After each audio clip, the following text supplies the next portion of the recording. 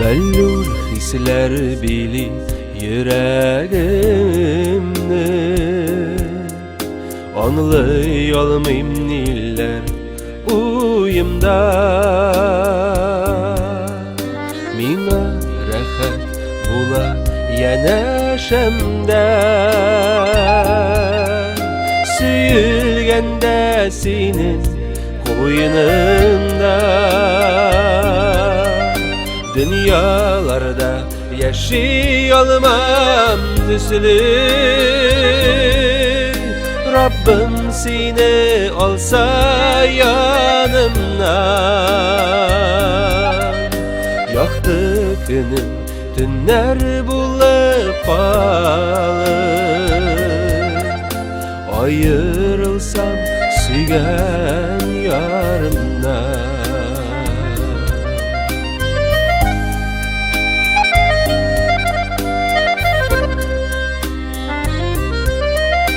Elde uçradın sen yollarında, yalnız şakta yaşlık tanımda. Min özümni bek baxtli duyam, seni bulganda menim yanımda. Dünyalarda yaşayalmam düzülü, Rabbim seni alsa yanımdan. Yaktı günüm tünler bulup palı, ayrılsam sügen yarımdan.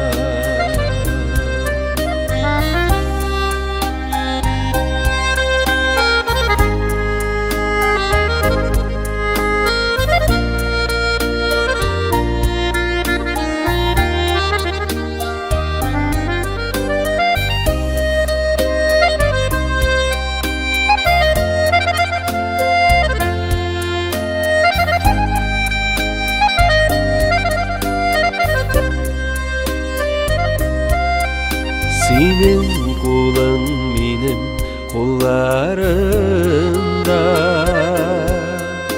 senin yürek benim yürekte. Tikşin suyu kalsın yaş kuyunuşa, ömür güzlerine girsek de.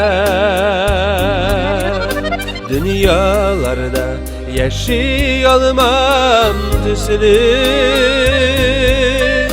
Rabbim seni alsa yanımdan. Yaktı günüm tünler bulup palı, ayrılsam sügen yarımdan.